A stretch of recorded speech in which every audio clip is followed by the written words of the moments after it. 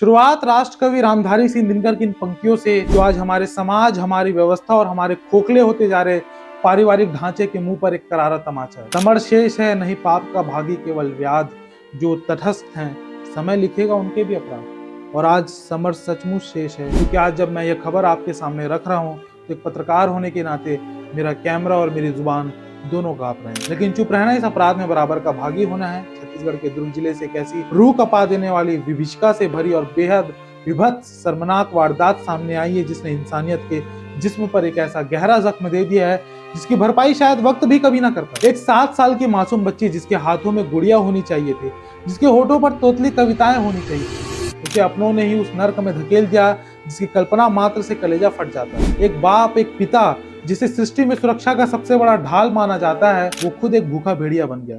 उसने अपनी ही 7 साल की सगी बेटी के साथ बलात्कार जैसी विभत्स और घिनौनी हरकत को अंजाम दिया। और तमाशा देखिए, समाज का रक्षक होने का दम भरने वाली खाकी का इस पूरे मामले को दबाने में एक पुलिसकर्मी चाचा भी शामिल था। सिलसिलेवार तरीके से पूरे मामले को समझिए कि यह घिनौना खेल कैसे खेला गया। मामला दुर्ग जिले के स्मृति नगर थाना इलाके का है। घटना की शुरुआत आज से कुछ महीने पहले मार्च के महीने में होती है। एक मासूम बच्ची जो अपनी उम्र के हिसाब से दुनिया के छल कपट से बिल्कुल अनजान थी, उसके साथ उसी के सगे पिता ने पहली बार गंदी हरकत की, उसके साथ दुष्कर्म किया। डरी सहमी कांपती हुई 7 साल की बच्ची ने रोते हुए अपनी मां को यह बात बताई। आप एक मां के कलेजे पर क्या गुजरी होगी इसका अंदाजा लगाइए। मां ने बताया कि वो बच्ची इस कदर सदमे में चली गई कि अपने ही पिता को देखते ही वो डर के मारे अपनी मां से लिपट कर जोर जोर से रोने लगती थी। उसके जहन में अपने ही बाप को लेकर एक ऐसा गहरा खौफ, एक ऐसा भयानक डर बैठ गया कि वह सदमे में आ चुकी थी, ट्रॉमेटाइज्ड हो चुकी थी। मां ने तुरंत एक्शन लेने की सोची, लेकिन चूंकि दोनों भाइयों के परिवारों के बीच पिछले कुछ समय से बातचीत बंद थी, आपसी रिश्ते अच्छे नहीं थे, फिर भी इस विपदा की घड़ी में मां ने सारे पुराने गिले शिकवे भुला दिए। उसे लगा कि खून का रिश्ता चाहे जैसा हो, लेकिन कानून का रिश्ता बड़ा होता है। उसने अपने देवर को फोन किया। देवर जो कोई आम आदमी नहीं बल्कि पुलिस विभाग में एक एएसआई है, यानी कि असिस्टेंट सब इंस्पेक्टर है। अब यहाँ से शुरू होता है इस कहानी का सबसे घिनौना और शर्मनाक मोड़। एक मां को उम्मीद थी कि उसका देवर जो खाकी की वर्दी पहनता है, जिसके कंधे पर कानून की रक्षा की जिम्मेदारी है, वो पुलिसकर्मी चाचा अपनी ड्यूटी निभाएगा, अपनी इस मासूम भतीजी को इंसाफ दिलाएगा और उस हैवान भाई को सलाखों के पीछे भेजेगा। लेकिन हुआ इसके बिल्कुल उलट। उस पुलिसकर्मी चाचा ने कानून का साथ देने के बजाय अपने उस बलात्कारी और दरिंदे भाई का पक्ष लिया। वर्दी का रौब और परिवार की बदनामी का हवाला देकर उसने अपनी भाभी पर दबाव बनाया। इस गंभीर और संवेदनशील मामले को महज पारिवारिक मामला बताकर रफा दफा करवा दिया।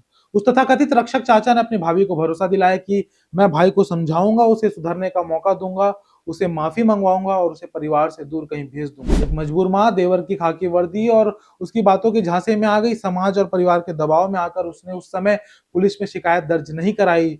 लेकिन भेड़ियों की फितरत कभी कहां बदलती है। वो आरोपी पिता कहीं दूर नहीं गया, वो उसी घर में रहा, उसी छत के नीचे रहा और उस मासूम की जिंदगी को लगातार अपनी खौफनाक परछाई से डराता रहा। और जब रक्षा की ढाल बन जाए तो भक्षकों के हौसले आसमान छूने लगते हैं। पुलिसकर्मी चाचा की ढील और पुलिस में शिकायत ना होने का सीधा फायदा उस दरिंदे बाप ने उठाया। उसके हौसले और बढ़ गए और अभी इसी जुलाई के महीने उसने दोबारा अपनी 7 साल की मासूम और बेबस बेटी के साथ दुष्कर्म जैसी विभत्स वारदात को अंजाम दिया।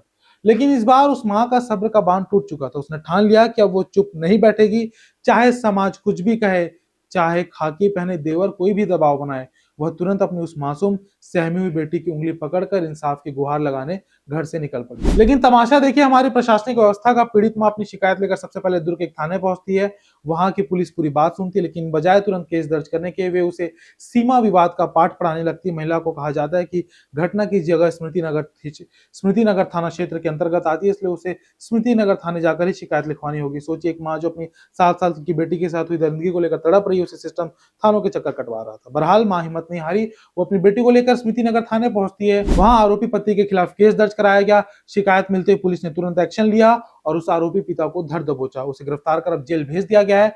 फिलहाल पुलिस इस पूरे मामले की गंभीरता से जांच कर रही है। अब जरा ठहरिए और ठंडे दिमाग से सोचिए, यह खबर सिर्फ एक अपराध की खबर नहीं है, एक रेप की खबर नहीं है। यह हमारे इस तथाकथित सभ्य समाज के मुंह पर एक ऐसा थूक है जिसे समाज साफ नहीं कर सकता। बात सिर्फ उस दरिंदे बाप की नहीं है, रगड़ना तो उस पुलिसकर्मी चाचा को भी पड़ेगा। खाकी वर्दी पहनकर जो तुम कानून की दुहाई देते हो, स्टार लगाकर जो तुम रौब झाड़ते हो, जब तुम्हारी अपनी 7 साल की भतीजी के साथ तुम्हारा भाई दरिंदगी कर रहा था, तब तुम्हारी वर्दी की गैरत कहां मर गई थी। परिवार की बदनामी, समाज की दुहाई, वाह, एक मासूम बच्ची की अस्मत, उसकी जिंदगी, उसका बचपन उजाड़ दिया गया और तुम्हें परिवार की नाक बची रहने की फिक्र थी। ऐसे पुलिस कर्मियों की वजह से ही अपराधियों के हौसले बुलंद होते हैं। जब रक्षक ही रफा दफा गैंग का मेंबर बन जाए तो न्याय की उम्मीद किससे की जाए?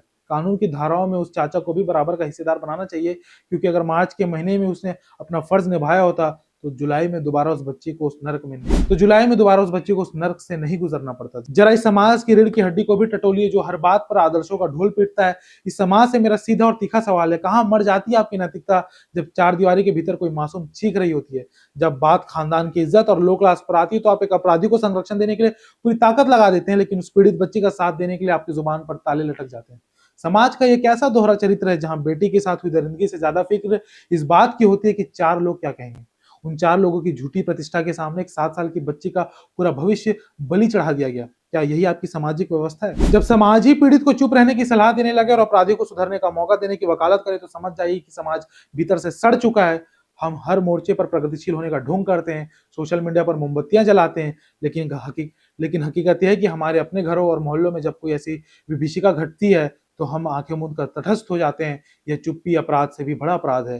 मन व्यथित है, आत्मा झकझोर उठी है। उस 7 साल की बच्ची के मन में जो गहरा खौफ बैठ गया है वो उसे जिंदगी भर कैसे भुला पाएगी? जो पिता उसकी उंगली पकड़कर चलना सिखाने वाला था, उसे देखते ही वह डर से कांपने लगती है। क्या हमारा समाज, हमारी अदालतें, हमारा यह खोखला सिस्टम उस बच्ची का वो खोया हुआ बचपन, वो मासूमियत वापस लौटा पाएगा? कभी नहीं। इन भेड़ियों को, इन दरिंदों को ऐसी सजा मिलनी चाहिए जो नजीर बने, ताकि अगली बार किसी मासूम की तरफ आंख उठाने से पहले भी रूह कांप जाए। चलते चलते दुष्यंत कुमार की इन दो पंक्तियों के साथ इस समाज को और आपको और इस पूरी व्यवस्था के ऊपर एक सोच छोड़ के जा रहा हूँ। इस नदी की धार में ठंडी हवा आती तो है, नाव जर्जर ही सही लहरों से टकराती तो है, एक चिंगारी कहीं से ढूंढ लाओ दोस्तों, इस दिए में तेल से भीगी हुई बाती तो है।